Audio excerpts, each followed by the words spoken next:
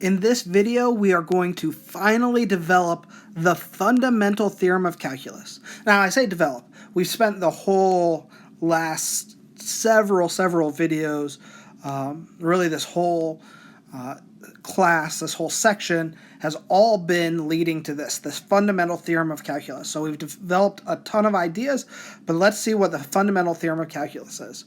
Well, it's broken into two parts, so we're going to look at the first part first. So here we have, if a function f is continuous on a closed interval from a to b, and capital F is an antiderivative of lowercase f, then the integral from a to b of little f of x dx is equal to capital F of b minus capital F of a. Right? So what that tells us is we can find any antiderivative of little f, and then we are going to take that antiderivative, capital F, and we will plug in the upper limit of integration.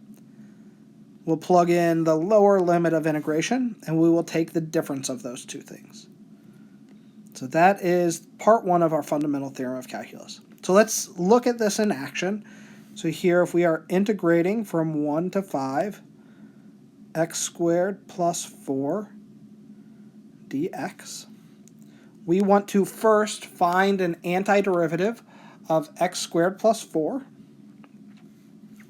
So for x squared, we will add 1 to the power and divide by the new power.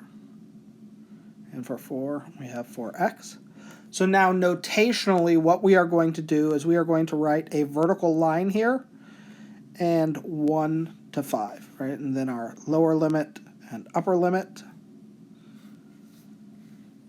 And that just tells us we're going to plug in 5. We still need to plug in some values. And so now we'll plug in 5 into that whole thing. And from that, we are going to subtract what we would get if we plugged in 1 into that stuff, in for x.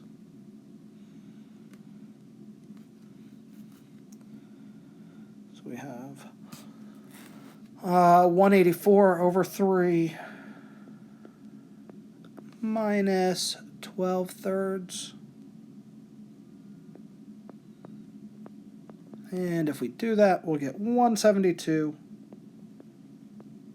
over 3.